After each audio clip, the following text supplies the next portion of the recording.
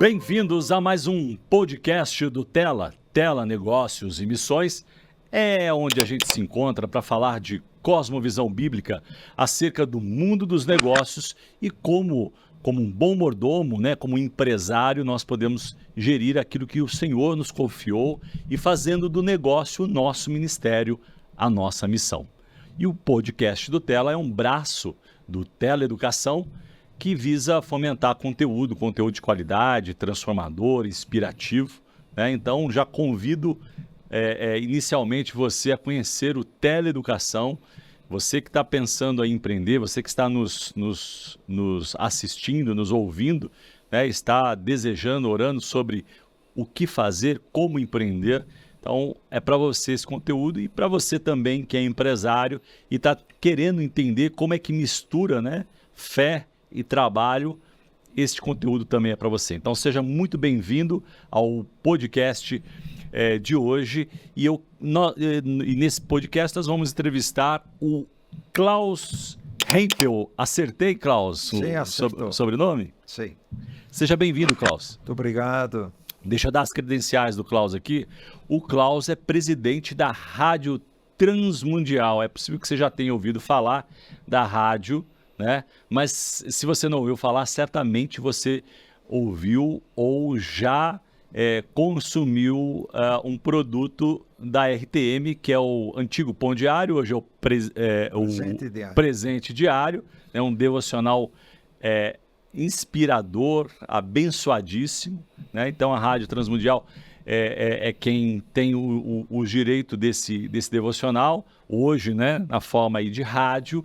E já dando um spoiler para você aqui, a gente está unindo forças para que a Rádio Transmundial replique o conteúdo do podcast do Tela. Olha que legal, né? Então a gente vai alcançar aí certamente muito mais empresários, né, levando esse conteúdo inspiracional aqui que a gente fala sobre empreendedorismo e quem sabe até para a América Latina. Hoje qual é a audiência da rádio, Klaus? Você tem os números aproximados e quais as regiões que vocês alcançam? Sim.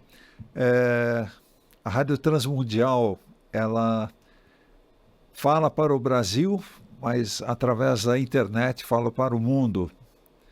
E nós temos programação no ar 7 dias por semana, 24 horas.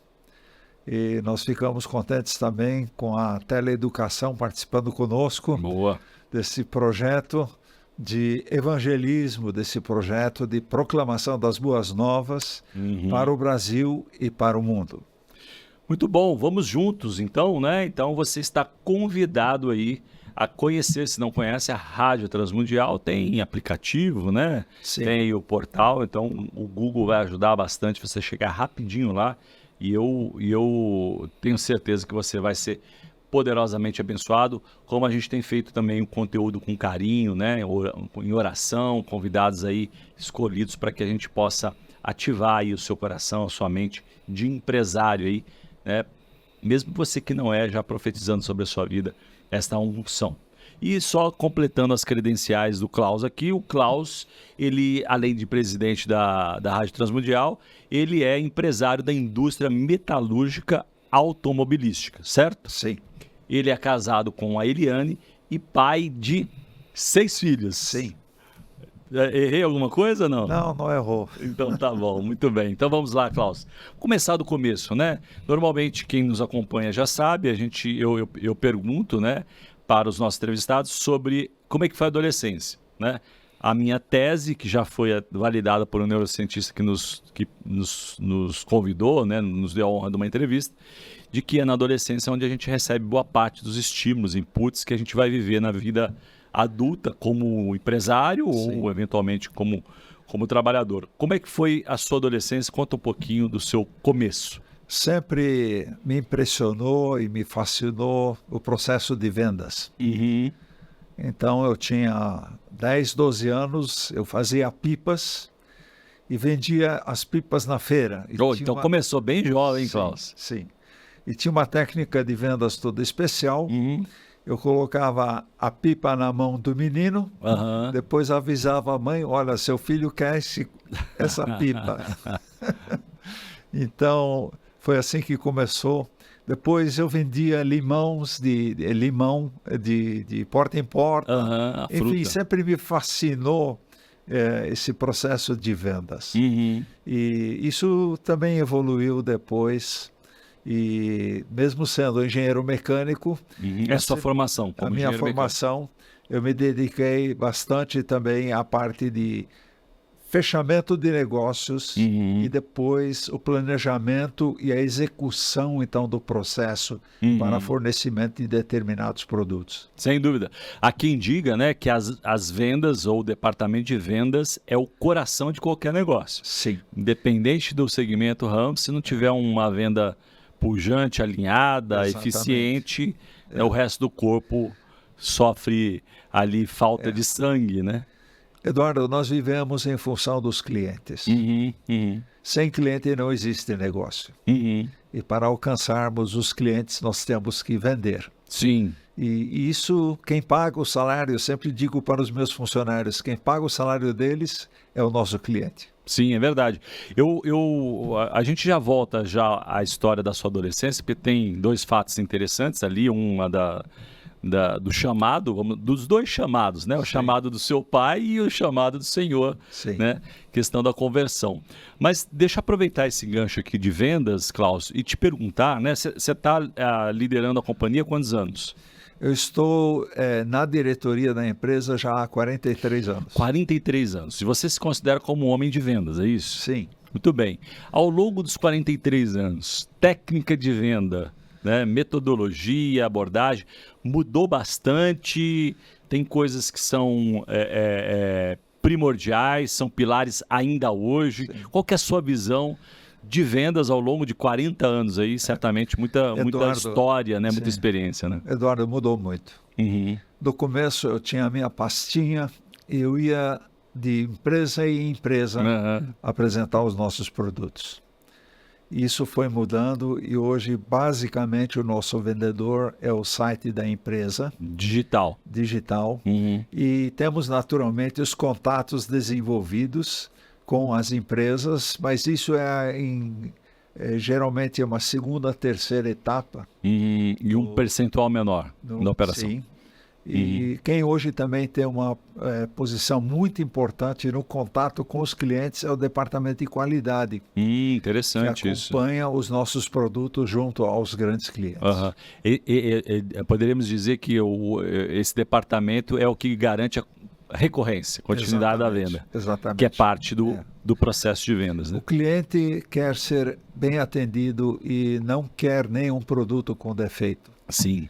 Então, digamos, o investimento na área de qualidade é fundamental para se perpetuar o negócio. Sim, entendo. Porque se não há qualidade nos produtos, a gente faz uma venda, depois acabou. Não, ainda mais carro, né? Porque é muito sensível, né? Estamos falando de segurança, de vida, etc e tal. Mas só para explorar um pouco mais esse canal de vendas aí, né? Recentemente, nós, né, muitos anos atrás, a gente ouviu falar bastante sobre a transformação digital, que é um pouco disso que você está contando. Ela te levou... Você exporta hoje também, não? Sim. Isso através do canal digital? Exatamente. Quantos países vocês estão hoje? No momento, Estados Unidos. Estados Unidos. Sim. Já é um ótimo mercado, sem dúvida nenhuma. É um mercado fantástico. E você atribui essa porta, esse alcance ao digital. Você acha que sem o digital isso não seria possível? Porque o nosso grande cliente no exterior, ele nos achou pela internet. Pela internet, porque nós já fazíamos produtos que ele precisava. E assim, então, surgiu o contato. E fizemos a primeira venda, mas a primeira venda se concretizou depois com o desenvolvimento de novos produtos para esse cliente. Mas se não fosse o contato digital ali, jamais haveria esse contato. Ô, Klaus, uma pergunta ainda sobre essa decisão que você tomou, né? E por certo você conhece outros concorrentes ou mesmo amigos, né? Porque 40 anos você deve conhecer bastante gente do seu mercado, né? Sim. Acaba fazendo alguns amigos, certamente. Você acredita que quem não se digitalizou faliu ou está a caminho de? Ou você acha que né, isso aqui para provocar um pouco a nossa audiência, né? Porque a gente sabe que existe uma questão geracional, né? Muitas, geralmente, a oportunidade que a gente tem de aconselhar ou de fazer uma consultoria para um empresário cristão, normalmente 45 mais, 50 mais, fala, não, vou deixar para a próxima geração. E às vezes é uma lacuna de tempo que pode significar morte, né? Qual que é a sua opinião sobre quem está nos ouvindo, qualquer que seja a indústria da qual ela esteja participando e ainda não olhou para um canal digital como força de venda? Eduardo, quem diz que não precisa mudar, está no começo do fim. Uhum. Mudança faz parte. Mudança faz parte. A gente não gosta de mudança. A gente quer que as coisas... Zona de conforto. Isso, continue como está, que está ótimo, né? Sem dúvida. Mas a gente tem que criar perspectivas. E só há condições de alterarmos e fazermos mudanças para atender os novos mercados se a gente realmente, desculpa a redundância, muda. E espaço pela tecnologia. Sim. E eu diria que o segredo da perpetuação dos nossos negócios já há mais de 80 e poucos anos. Uau, 8 décadas aí. É justamente essa certeza que nós temos que mudar. Interessante, isso faz parte da cultura. Sim, nós somos uma empresa antiga, mas não podemos ser uma empresa antiquada. Boa expressão, sem dúvida nenhuma. A única coisa que permanece tem que ser a palavra de Deus. O resto tem que evoluir, tem que ressignificar. Por quê? Porque a palavra de Deus já é a verdade. Sim, a perfeição. A verdade imutável. Exatamente. É perfeito, é verdade. Mais de mudança. É verdade. Mas nós somos imperfeitos. Os nossos processos são imperfeitos e precisam ser melhorados cada vez de novo, né? Para continuarmos competitivos. Sem dúvida. Tem um sofisma, né, muito difundido, não sei se é do diabo ou não, né, sugerido ali pelo mal, mas tem um sofisma que diz que o time que está ganhando não se mexe. Né? Eu particularmente acho que há espaço para o processo de melhoria contínua, né? E normalmente quando está dando tudo certo, o cérebro, né, que economiza energia, é uma caixa. Costumo dizer que também o cérebro é como se fosse uma caixa de tensão ali, né? De distribuição de energia ali, né? Então ele vai sempre optar pelos caminhos que consomem menos energia, né? Exatamente. E às vezes quando está tudo dando certo, pode ser o começo do fim, né? Exatamente. É uma zona de conforto que pode representar perigo. Rapidamente, Eduardo, foi o que aconteceu com a indústria de relógios na Suíça. E numa exposição que aconteceu na Suíça, estavam expondo as grandes e caras marcas e eles foram para um stand de um fornecedor japonês e viram lá um contador de tempo, mas era um contador de tempo não com mola, com engrenagem, com digital. eixo, era com quartzo. Que gera uma tecnologia, né? Vamos dizer assim, nova. O conceito da indústria relojoeira mundialmente famosa era o quê? Que relógio é feito com mola, com engrenagem, com eixo, e de repente alguém totalmente fora de mercado entrou com um relógio de quartzo. Foi questão de poucos anos, acabou a indústria relojoeira suíça. Hoje nós temos uma indústria relojoeira de joias. Olha aí. Mas a grande produção acabou. Por quê? Porque não houve essa quebra de paradigmas e dizer, temos que mudar. Sim. E tinha alguém oferecendo na mesma exposição uma solução, mas estava tudo travado, não havia disposição de mudança. E isso levou a consequências sérias. Muita gente perdeu emprego lá. Ou seja, a novidade, a tecnologia estava batendo na porta das empresas e muitos empresários não abriram, né?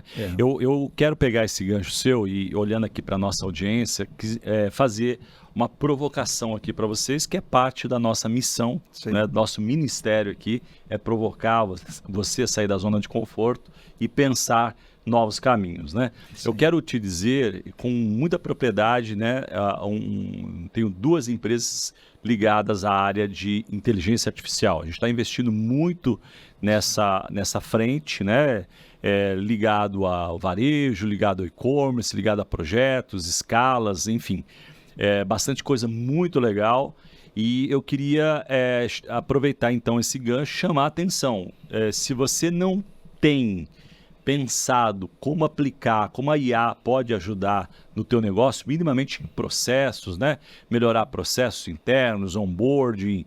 A gente tem um produto lá que é um onboarding, por exemplo, para grandes empresas. Sim. Então, a gente treina a inteligência artificial, só para dar um exemplo tangível aqui, né? A gente treina a inteligência artificial com todos os processos que o novo, né, trabalhador precisa conhecer da área.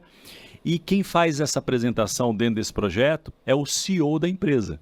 Não é legal? Com a voz do CEO, com a imagem do CEO. Então ele vai conduzindo o novo colaborador dentro de todos os processos, né? A gente pensa que não dá para eliminar aí nesse processo de onboarding o ser humano, mas dá para garantir muita qualidade e assertividade na transferência de informação, porque muitas vezes isso impacta no resultado, na performance, né? Do quanto que a pessoa entendeu o que é cultura, o que são processos, o que são caminhos, né? Então, só para citar aí, tangibilizar um exemplo que pode transformar e facilitar muito o departamento de RH, né? A gente tem uma ferramenta, por exemplo, que ela consegue dar match sobre parâmetros de características desejáveis ao novo colaborador. Sim. Ela consegue processar 3 mil currículos a cada 3 minutos, te dá com 99% de assertividade baseado naquilo que você colocou como desejável no perfil. Quanto tempo não gastaríamos para fazer isso manualmente, né? Então, eu gastaria pelo menos um mês e talvez, né, o ser humano cansa. Sim. Né? Dispersa, né? E ali a inteligência artificial é muito assertiva se a gente alimentar ela, né? Com bastante parâmetros adequados, ela consegue perceber nuances até de como a pessoa, por exemplo, compõe o currículo, para você ter uma ideia. Tem um case, né? Só para fechar esse chat e insistir com você aqui, né, de que inteligência artificial pode e deve participar, não seja a indústria relojoeira do passado, né? Aproveite a tecnologia, a inteligência artificial está batendo na sua porta aí. E hoje é uma obrigação mesmo, né? Entender como está funcionando. Mas só para fechar um outro case, esse já é da China, né?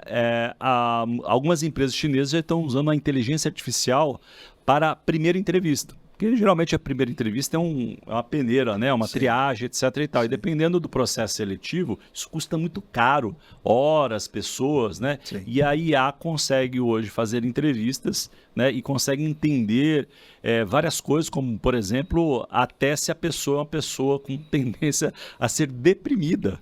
Né? Por conta de expressão, olhar, uma série de coisas. É óbvio que isso é subjetivo, mas olhando para aquilo que faz sentido, né? Ela consegue escrever tudo aquilo que a pessoa falou, o conteúdo, né? A assertividade da resposta, e maravilhoso mundo novo, né? Então, reforçando a sua mensagem, né?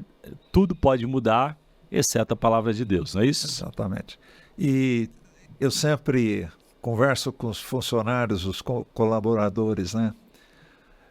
Esse negócio aqui não dá para fazer, isso não pode ser dito.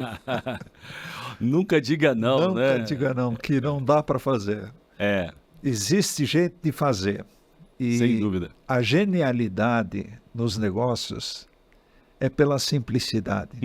Verdade. Quanto mais simples a solução, mais resultado favorável vamos ter. Então, existe sim solução para cada problema, só que às vezes leva algum tempo para que a gente, sendo criativo, sendo realmente arrojado, a gente acha a solução. Sim, verdade.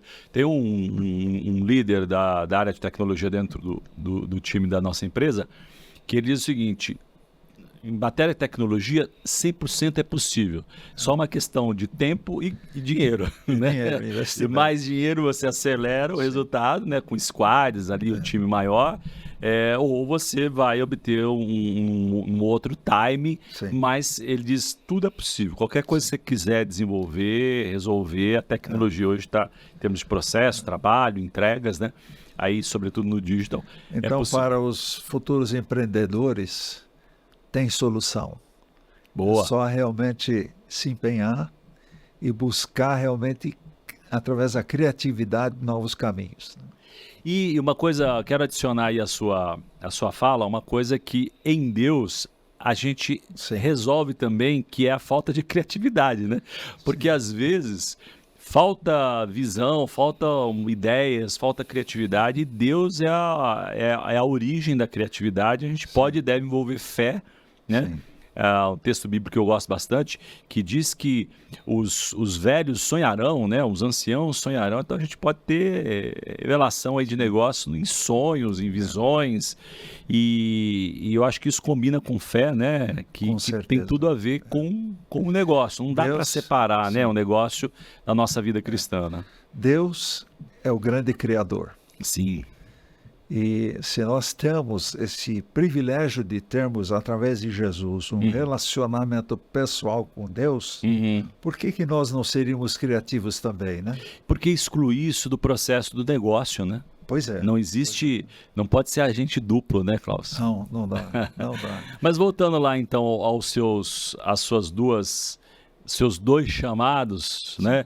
O primeiro chamado, não sei se foi o primeiro ou o segundo, você vai contar pra gente aqui, foi o da conversão, né? Sim. Embora seus pais eram cristãos, você veio se converter aí um pouco mais para frente. Sim. E também você teve o chamado para suceder o seu pai. Como é que foi esses dois chamados aí? Primeiramente, eu me converti aos 18 anos e tive o privilégio de participar de um grupo de estudo bíblico na faculdade, e então nós nos perguntávamos, né, como um engenheiro mecânico pode glorificar a Deus através daquilo que ele faz. Aí no terceiro ano de faculdade, eu realmente preocupado com esse assunto, engenharia mecânica e servir ao Senhor, eu passei uma temporada nas Antilhas Holandesas, na estação da Rádio Transmundial, em Bonaire. Foi seu primeiro contato com a RTM, não? Não, eu já tinha antes, já participava de um programa de jovens aqui. Ah, ok. Então a sua história com a RTM é antiga, né? Sim, é antiga. E lá eu, como engenheiro, ou estudante de engenharia na época, eu consertei uma unidade de ar-condicionado central e vivi realmente como um engenheiro mecânico trabalhando em missões. E então eu percebi o seguinte, não dá para separar as coisas. Né? Eu sou, antes de mais nada, eu não sou engenheiro cristão, eu sou um cristão que é engenheiro. É isso aí. Então, o que... E que está temporariamente como engenheiro como também. Engenheiro. Isso é passageiro, né? Então, isso... Eu acho que para mim, me norteou bastante. Em primeiro lugar, é o Senhor. Sim. E aonde o Senhor me colocar, eu vou fazer as coisas da melhor forma. E se eu puder empreender, melhor ainda, porque então eu faço para mim e para os outros do jeito que eu quero. Boa, boa. Imprime ali uma personalidade, né? Eu costumo dizer que o empresário é o multiplicador das sementes. Né? Tem aquele que recebe a semente, tem aquele que multiplica a semente. Recebe a semente, faz ali o pão, come, mas tem aquele que multiplica a semente. E na minha visão, né? Se parece bastante, essa característica se parece bastante com o empresário, né? Que gera muito emprego, muita riqueza, muitas coisas, e pode e deve fazer isso com propósito, né? Agora, Eduardo, virar empresário para não ter mais chefe, isso não é verdade. É o caminho errado, porque em primeira análise, Deus tem que ser o nosso chefe, né? Nosso Senhor, né? Assim, nos negócios, de repente, nós temos um chefe também como empresário, que é o cliente. Sim, verdade. E tem cada cliente chato, mas se a gente atende ele, É bom.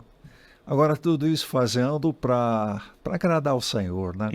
Que é a nossa razão básica, fundamental. Porque dele, por ele, para ele são todas as coisas, todas as e coisas. tudo que fizer, né, Colossenses, Sim. faça como se para o Senhor fizesse, né? Exatamente. Mas e aí, Klaus, conta pra gente da sucessão. Como é que foi esse chamado lá na sua adolescência? Adolescência geralmente vai até, segundo os neurocientistas, vai até os 22, 23 anos. Você tinha quantos anos quando o seu pai falou, assume a minha cadeira aqui? Eu vim a entender um pouco depois que o importante não é sermos herdeiros, mas sermos sucessores. Boa. E então eu pensei assim, se eu entrar na firma agora, eu vou ser filhinho do papai, aquele que... E então eu tomei uma decisão, eu não vou trabalhar com meu pai. Jura? Então você falou Não vou trabalhar. Ele não vou entendeu. sentar na cadeira. Mas ele tinha entendeu. chamado para sentar na cadeira ou ainda não? É Teria uma toda decisão. a liberdade de ir. Aham. Mas eu tomei essa decisão e foi muito positiva. E aprendi muita coisa. Tive chefe e tive que entrar dentro da organização, dentro da disciplina da empresa. E felizmente meu filho fez a mesma coisa. Aham. Ele passou 9 anos como engenheiro na GM. Ah, Agora interessante. está Foi comigo. pegar bastante casca, né? Como diz Exatamente. o E pessoal. eu creio que essa sucessão, pelo menos eu vejo como uma sucessão de sucesso, porque a gente não entrou achando que só tem privilégios na empresa e não tem responsabilidades, né? E visão mesmo de processos, né? De melhores práticas. E às vezes a empresa, acho que imagino, né? Que o grande desafio de uma empresa familiar, e o Sebrae dá conta que 80%, se eu não me engano, das empresas no Brasil são familiares. Então estamos falando com praticamente, né, a grande maioria, se não todos os nossos ouvintes, a nossa audiência são, né, minimamente aí líderes ou gestores de empresas familiares. E o grande desafio é a sucessão, né? Conseguir imprimir ali para a próxima geração. Você já está na terceira geração, né? Mas imprimir para a próxima geração. E no teu caso, então, você decidiu não trabalhar na empresa, mas quando é que o seu pai te chamou? Você tinha quantos anos? Eu já era casado e havia uma crise muito grande na época. Casado e já convertido? Sim. Tá. Sim. Havia uma crise muito grande no mercado naquela época. Que ano que foi, Isso Klaus? foi em 1981. 81. E então meu pai, ele me desafiou, disse, olha, ou você vem agora ou eu fecho a empresa. Eu achei que seria uma pena esse negócio se desfazer dessa forma. E conversei com a minha esposa na época, minha falecida esposa, e ela concordou. Ela disse, não, enquanto você estiver recomeçando a empresa com seu pai, eu vou te sustentar. Olha aí. E ela então entrou com capital. Coluna, né? De fé ali, valorosa. Ela foi o seu family and friends, ela que investiu ali na Investiu, fizemos uma parceria. Graças a Deus os negócios melhoraram e foram entrando novos negócios e realmente pudemos voltar à normalidade na empresa. Tirando essa fase aí, né? A gente gosta também de contar, a gente gosta de contar o que deu certo, mas também o que não deu certo ensina bastante, né? Tirando essa fase aí de transição que você precisou assumir, provavelmente você trouxe um sangue novo, né? Como se usa uma expressão, um olhar novo, sobretudo, porque é comum que a nova geração, os jovens, estejam mais conectados com a atualidade e tenham uma visão de mais longo prazo, por conta da idade mesmo, né? Mas tirando isso, compartilha com a gente um outro desafio que você tenha vivido. Você fala assim, cara, eu pensei que ia quebrar ou foi muito difícil essa fase da empresa, e como é que você resolveu isso? E como é que você misturou também, ampliando a pergunta aí, fé com a solução do problema? Sim. Uma coisa que nós fazemos até hoje, meu filho e eu, nós oramos juntos na empresa. Interessante. Em situações de decisão, Porque a palavra promete, né? Se alguém necessita de sabedoria, peça a Deus. Peça ao Senhor Então, que Ele dará ao Senhor. Sim. com generosidade, diz o Sim, texto ainda, sim, né? sim. Então, oramos a respeito da situação e muitas vezes vêm soluções inesperadas Uhum. e vêm soluções muito melhores. Interessante. Isso quando ora. Quando... Exatamente. Mas num momento de bastante crise, Uhum. Que ano que foi, Cláudio, você lembra? esse foi 2010, 2011, Mais recente agora. 2012, sim.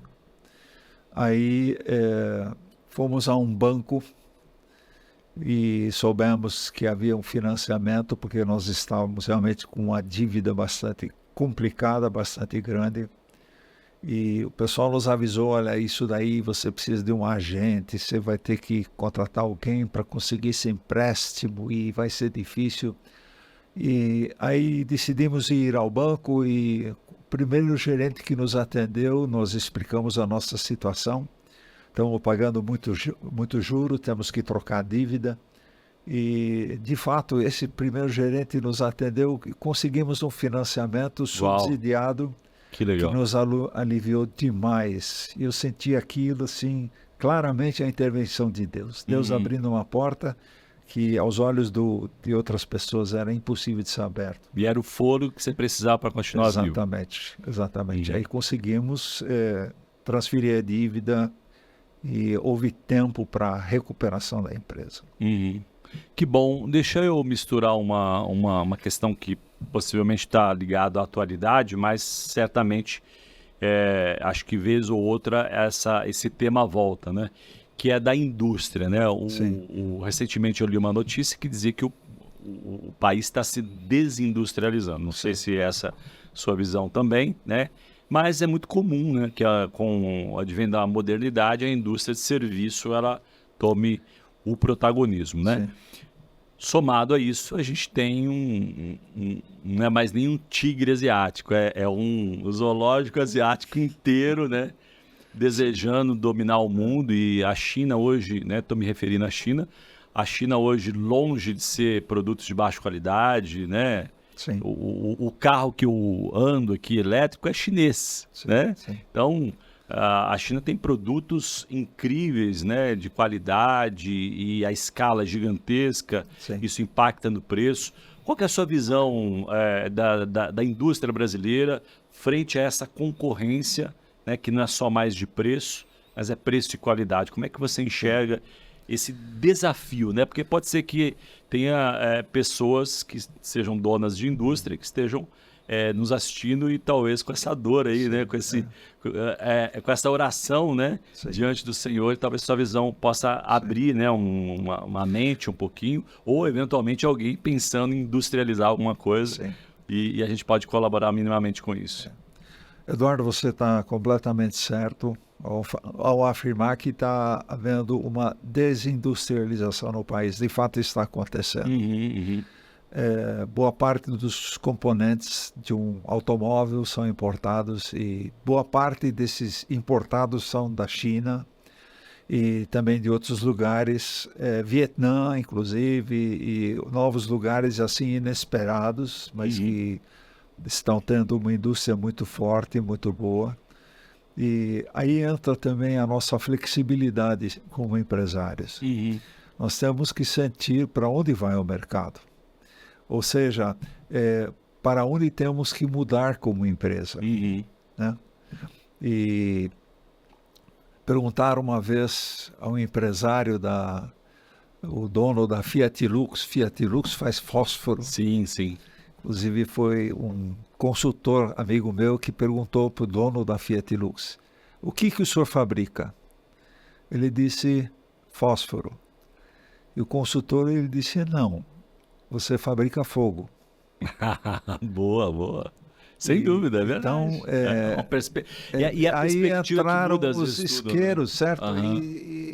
Então, a pergunta é, o que eu faço? O que eu faço? No que eu sou bom? Mas de uma forma genérica, a minha função não é fazer essa peça ou aquela.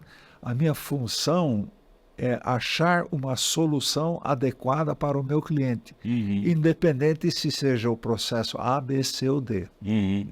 Então, eu acho que isso é importante, a gente sempre de novo, a gente se perguntar o que eu faço. Uhum.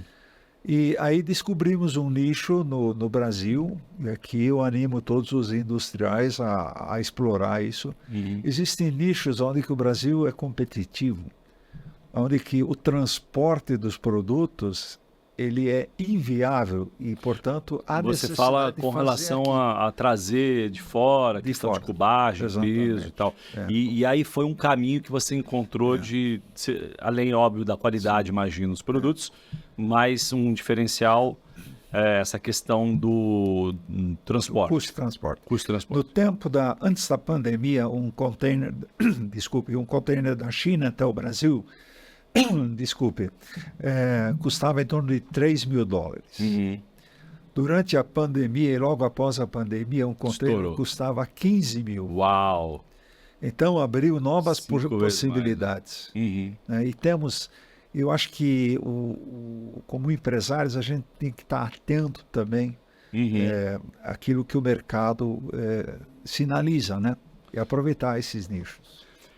Porque como você foi beneficiado pela transformação digital, né? Então sua empresa alcança outros mercados globais, o contrário também é verdadeiro, Também é verdadeiro, sim. né? Então tem que estar aberto a essa visão, né? Para onde Sim. o mercado mundial está indo, né? A necessidade. Exatamente. Agora a gente tem imagino, eu não sei como é que você está enxergando isso, mas a gente tem uma nova onda aí, certamente, com os carros elétricos, de mudança de paradigmas, né? Sim. Porque quando eu estava estudando para exatamente comprar o carro, né? O tipo de desgaste é completamente diferente, Sim, né? Então isso deve, imagino que mudar a indústria Com automobilística. certeza. E a gente vê as grandes marcas aí hoje valendo mais do que a soma de outras indústrias tradicionais, né? E acho que é um pouco disso, né? Você acredita que a gente está à porta de uma revolução também dessa indústria? Não? Sim, ela já está acontecendo. Uhum. E sem dúvida os chineses são atualmente os grandes fornecedores de veículos elétricos. Sim. O veículo elétrico ele é muito simplificado comparativamente ao automóvel de combustão. Uhum. E cai fora o motor, a gasolina, todos aqueles componentes caem fora e sobram dois motores, Uhum. provavelmente na frente e atrás, ou só um. Uhum. E aí isso ainda é elétrico, então é uma simplificação. E nós sabemos que, de certa forma, os dias da indústria automobilística também estão contados. Tem que haver mudança novamente. Aí vem a palavra-chave, né? Tem que mudar. Muito bom, muito bom. O carro, minha visão é que o carro elétrico é quase como se fosse um computador, né? Se a Sim. gente parar para pensar, sistema de sensores, circuitos e uma Sim. bateria é muito parecido com um computador, né? Sim, sim. A complexidade, digamos, na área eletrônica, sem dúvida, é muito maior que o carro comum. Porém, no Brasil, nós ainda temos um nicho muito importante, que é o carro híbrido. Sim, é verdade. Porque nós fornecemos energia limpa mais do que muitos países. Uhum. E o etanol, sem dúvida, é a opção muito limpa para evitarmos poluição. Uhum. E na poluição mundial, o Brasil tem uma participação muito pequena, porque os nossos recursos energéticos são boa parte, são recursos limpos. E nós temos aí uma grande vantagem. Quem sabe é um assunto para o novo empreendedor na área de energia. Olha, é verdade, um bom insight aí, né? Sim. Ô Klaus, conta para mim aqui, qual foi o seu maior gatilho de virada, de crescimento? Porque imagino que quando você pegou a indústria do seu pai, ela tinha um tamanho e é muito comum que a nova geração leve a outros patamares. Sim. Né? Então, olhando ao longo da sua história aí de 40 anos, é isso? Sim. O que você destacaria que foi o seu maior aprendizado, o maior gatilho que fez com que a empresa realmente alcançasse outros patamares? Eu diria que nós sentimos os melhores e maiores resultados com a automatização dos processos. Isso engloba máquinas de comando numérico, isso engloba novos processos automatizados, isso engloba uma série de processos onde aconteceu, digamos assim, uma multiplicação na produção. Se antes fazíamos 1.000, agora fazemos 2.000 ou até mais com os mesmos recursos. Né? Então, a automatização... Isso ajuda a baratear o custo por com peça. certeza. E aumentar a capacidade de venda também. Exatamente. Né? Nos mantemos competitivos. Né? Muito bom. Olhando para essa trajetória ainda dos 40 anos, qual foi o seu maior desafio agora como empreendedor cristão, na pele de um cristão que está à frente de um negócio, né? Sim. O que você destacaria aí que foi vou dizer uma pedra no seu sapato, mas foi um espinho na carne, talvez um antagonista, Sim. por assim dizer? Particularmente, eu tenho assim uma convicção de que os nossos negócios têm que ser transparentes e nossos negócios têm que ser honestos, porque negócios que não são transparentes nem honestos, eles não são negócios a médio e a longo prazo. E sempre existem as oportunidades do negócio rápido, com vantagens, onde às vezes a coisa beira a desonestidade também. Só que a gente sabe que se alguém é desonesto conosco, ele será desonesto por um pouco tempo. E da mesma forma nós. Então, sempre tentei evitar pagamento de propina, sempre evitei entrar em negociatas complicadas, porque eu creio que os nossos negócios devem ser a médio e a longo prazo. E a melhor coisa que tem é quando você tem clientes confiáveis e transparentes, onde você não fica preocupado, porque assim como você levou vantagem, de repente entra alguém que oferece mais vantagem e você está fora do negócio. Sim. E eu creio que a questão de honestidade nos negócios é realmente uma forma de perpetuar também o negócio, de prolongar o negócio. Mas teve naturalmente o seu preço alto, né? Porque você você perde clientes, você toma prejuízo. Alguns clientes às vezes desacelera crescimento. Com certeza. Mas é um bom preço, é uma boa batalha, né? É uma batalha que promete vitórias muitas vezes só a médio e a longo prazo. Então precisa ter resiliência. Sim. Né? E tem uma coisa muito importante que a gente fala bastante no Tela, que é a questão da mordomia, porque aquilo que a gente faz reflete o nosso Senhor. Exatamente. Né? E sem entrar em detalhes ou levantar uma bandeira contra a igreja, pelo contrário, acho que a igreja precisa se unir cada vez mais, zero polarização, né? As redes sociais têm feito um desserviço enorme entre os cristãos, mas é fato inegável, né? Quando a gente se debruça sobre esse assunto, que um cristão de 50 anos atrás tinha muito mais credibilidade do que 10 cristãos juntos hoje, né?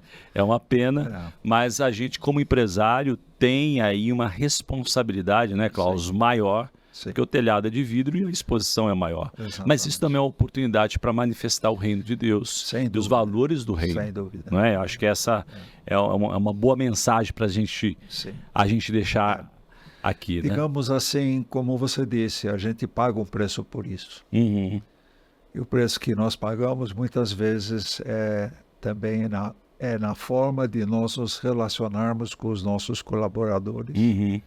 A forma como tratamos situações de crise dentro da empresa, a forma como abordamos também nosso relacionamento com as autoridades. E eu acho que o empresário realmente comprometido com o Senhor, ele pode, na surdina, trazer uma grande transformação para esse país. Basta crer. Basta crer. né? Como disse Jesus. Muito bem, Klaus, estamos caminhando aqui para o final. A gente sempre faz algumas perguntas clássicas aqui Sim. para os nossos entrevistados. Mas antes de te fazer as perguntas aqui sobre um livro que você recomenda e tudo mais, e alguns conselhos práticos que você pode trazer aqui, eu queria não perder a oportunidade de falar ainda sobre a Rádio Transmundial. Conta um pouquinho qual é o alcance da rádio, você já falou, né, minimamente, mas ela é uma rádio que está em vários países também, né? E Sim. qual que é o perfil da audiência da rádio, qual que tem sido, né, a relevância aí que a rádio tem promovido como um instrumento, porque no final eu sei, né, você me contou mais cedo que é uma associação, mas ela tem que ser gerida como um negócio. Sim. Nós temos a Rádio Transmundial, é uma missão brasileira sustentada por brasileiros. E nós somos autônomos, porém participamos do grupo da Transworld Radio, que é um grupo de emissoras cristãs liderada pela Transworld Radio. E nós estamos irradiando o Evangelho em 188 línguas. Uau! Poderoso isso. Em 5 grandes estações. E nós temos em Bonaire, nas Antilhas Holandesas, o maior transmissor do hemisfério ocidental, que é ondas médias de 450 mil quilowatts. E com isso nós alcançamos, em ondas médias, praticamente Cuba toda, Uau. E toda a Amazônia, chegando até o sul de Manaus. Por que ondas médias? Porque ainda hoje o pessoal em Cuba, em outros países não desenvolvidos, tem um rádio. Rádio antigo, lá analógico. Sim, e tal. Analógico, como meio de comunicação. Interessante. E Deus tem feito uma obra maravilhosa e existem relatos, por exemplo, de missionários que então entram nos igarapés da Amazônia e tudo, e encontram um grupo de pessoas, vilas bem pequenas, e começam a pregar o Evangelho. E as pessoas lá na vila então dizem, não, nós já aceitamos Jesus, nós estamos esperando alguém para nos batizar. Olha isso, que incrível. Então eles se chamam de Igreja Transmundial. O objetivo da Transmundial foram alcançados aí pela onda do rádio. Sim, que incrível. Sim. Isso temos relatórios de muitos missionários que encontram essa situação. Agora, sem dúvida, a grande expansão, o grande crescimento da Rádio Transmundial foi através da internet e meios digitais. Imagino que sim, né? Nós temos o nosso presente diário, que é o nosso devocional, e nós decidimos o seguinte, não vamos fazer dinheiro vendendo o presente diário, mas presente diário será ministério. Interessante, porque aí você tem um outro olhar completamente diferente, sim. né? E lógico, do maior alcance, né? Continuamos a vender o presente diário na faixa de 300 mil, 400 mil unidades por ano. Número expressivo, né? Sim, mas o ministério realmente cresceu muito. Hoje nós temos em torno de 2,5 milhões de pessoas que leem diariamente o presente diário no Brasil. 2,5 milhões? Uau! Número expressivo. Isso por quê? Porque viraliza. Minha esposa, por exemplo, passa sempre que ela pode o presente diário para as amigas dela, e as amigas retransmitem para outras, e assim. Eduardo, você sabe o potencial... O poder, né, dessa rede de contatos. Exatamente. Mesmo, né? Então, é uma espécie do poder do network mesmo. Né? Sim, sim. E o presente diário está entre os 30 podcasts mais ouvidos na América Latina. Que legal! Está na frente de várias emissoras americanas, inclusive à frente da Globo. Uau! Que conquista, hein? Sim, que é o vitória. único podcast evangélico, por enquanto, né? Esperamos que não. Sim, é bom que tenha mais, sem entre dúvida. os 50 mais ouvidos da América Latina. Uau! É o único podcast evangélico. Glória a Deus por isso. Então, digamos, na área digital conseguimos realmente a grande expansão do Ministério da Transmundial ultimamente. Muito bom, Klaus. Então, você que está nos ouvindo ou assistindo, se você não conhece a Rádio Transmundial, Sim. assim que terminar, fica com a gente. O Klaus tem ainda dicas preciosas para o teu negócio, mas assim que terminar, vá na Google Play, vá na Apple Store e baixe o aplicativo da rádio, Transmundial. vai ver os programas gravados ali. E também acho que é importante a gente repercutir aqui, né, Klaus, que a Rádio Transmundial, eu fiz essa provocação, né? Você colocou aí como ministério, ela é subsidiada por doações, né? Por doações, e o que é bonito a gente perceber assim, empresários, grandes empresários que reconheceram, digamos, a Rádio Transmundial como um instrumento que alcança muitas pessoas. Sim, verdade. Então, Verdade. é um investimento que, sem dúvida, não sabemos quantificar agora o retorno, mas um dia vamos saber. Amém. Então, vou fazer um convite aqui para aquele que não conhece a rádio, não só conheça, né, mas se simpatize com a causa. Né? Eles têm um trabalho incrível também com com presidiários, né? E outros tantos que imagino que a rádio chega, como você citou lá dos ribeirinhos, a rádio deve chegar aonde não tem nem, onde a igreja não consegue ir. Sim. Às vezes, né?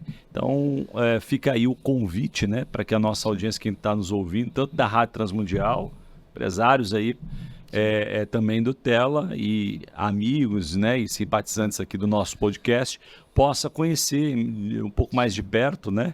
E poder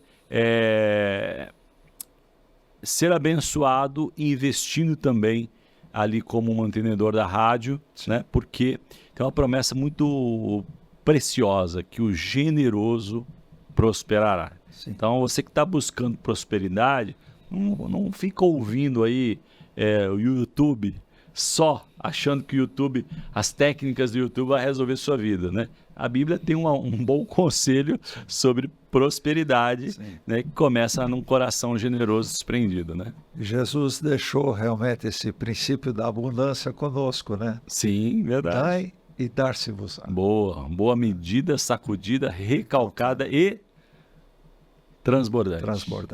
Muito bom, Klaus, muito bom o nosso papo aqui. Caminhando aqui para o final, então, a gente sempre abre a oportunidade para o convidado, para o entrevistado, indicar um livro ou filme, enfim, que tem impactado seus negócios, que ajudou você a enxergar além aquilo que você não estava enxergando. Os livros têm essa função aí, né, de nos inspirar, abrir os olhos, de nos dar uma outra perspectiva. Tem algum livro que tenha impactado a sua Bíblia, a sua vida, além da Bíblia, né, que deve ser naturalmente o teu livro preferido, imagino eu, né?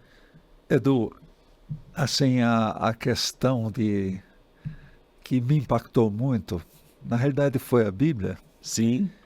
E especificamente a construção da Torre de Babel. E para minha vida tirei muitos ensinamentos dessa passagem, acho que são 10 ou 12 versículos, mas lá o pessoal usou uma nova tecnologia para construir uma torre. Ia dar certo, né, Klaus? Precisa dizer que Deus precisou intervir ali, que a tecnologia funcionou, sim, né? Eles falavam a mesma língua, a comunicação perfeita. E sonharam com alguma coisa, estavam fazendo esse sonho acontecer. Devia ter planejamento, processo. Tudo. Novos materiais, Sim. Né? Piche em vez de argamassa, o piche como argamassa e tijolos. Né? E por que o empreendimento falhou?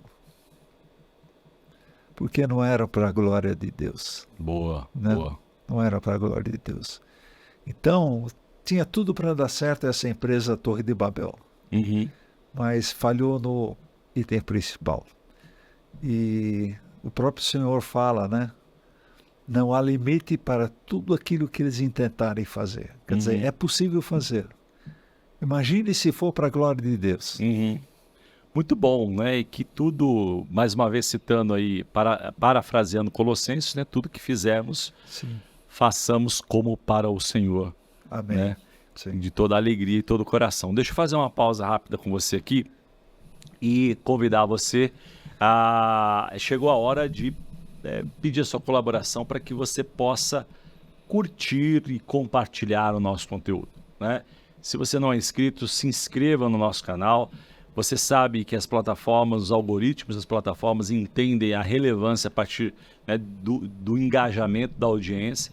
Então, nós queremos cooperar, né? Ou que você coopere conosco aí a levar a história, os ensinamentos do Klaus, de outros tantos que têm passado por aqui, dicas preciosas de negócio, testemunhos poderosos no mundo dos negócios, mas a gente precisa mesmo do seu apoio. Então, quero aproveitar, insistir para que você, o famoso 3 Cs, né, Klaus? Curta, compartilhe, comente, ou a ordem que você preferir, né? E ainda, eu queria pedir para o Mr. H, põe na tela para mim, por gentileza, o nosso apoiador, HD Store.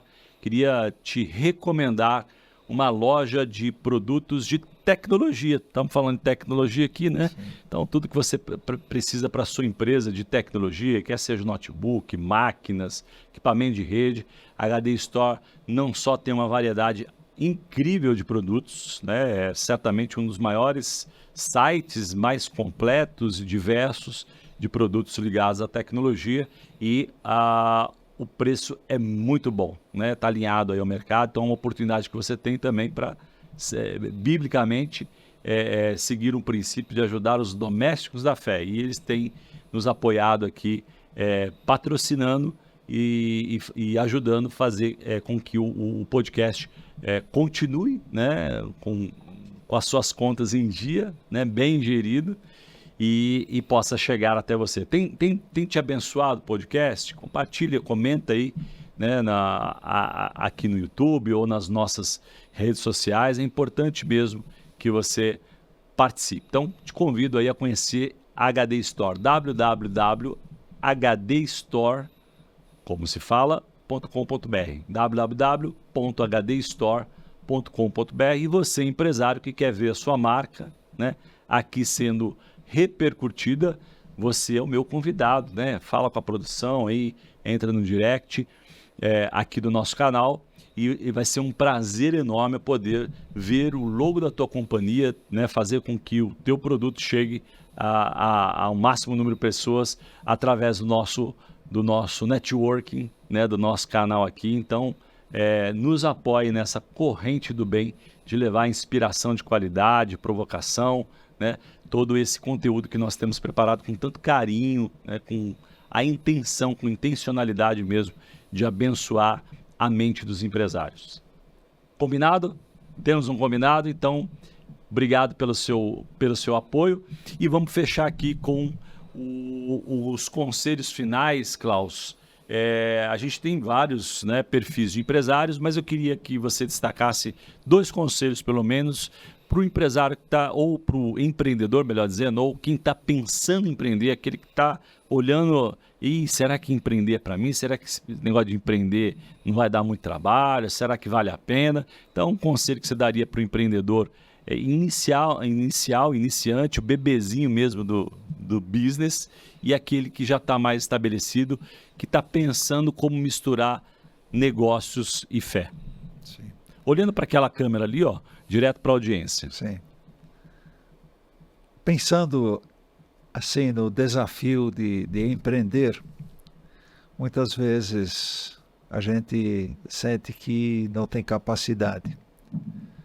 Mas eu gostaria de animar vocês a pensar em um produto, pensar em um serviço que está em falta no mercado, ou que seria uma brecha no mercado, e tomar algumas iniciativas.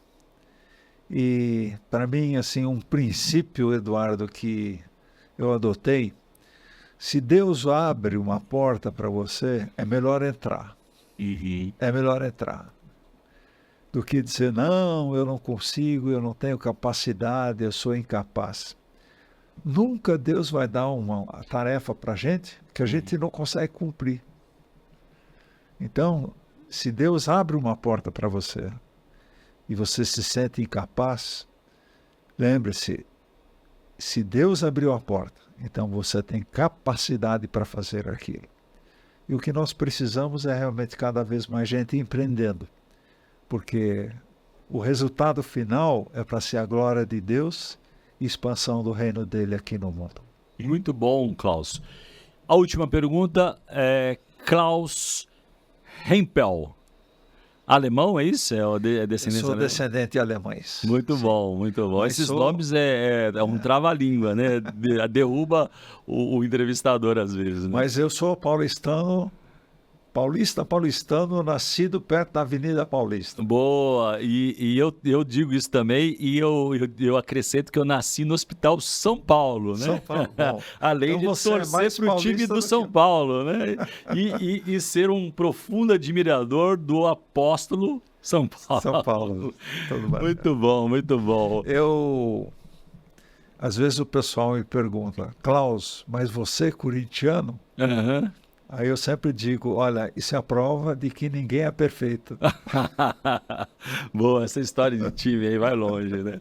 Mas vamos falar aqui, para fechar com chave de ouro. Sim. Klaus Hempel, qual que é o seu sonho grande que você tem hoje aí, mesmo com uma trajetória de sucesso, né? Sucesso não só nos negócios, mas nos negócios do Senhor. Qual o sonho grande que você destacaria ainda hoje? Eu acho que o Brasil, por muito tempo, recebeu tanto de fora. Uhum. Quantos missionários do exterior vieram para o Brasil nos trazer as boas novas de Jesus? E quanto empenho de fora. E, Eduardo, eu creio que as coisas agora estão mudando.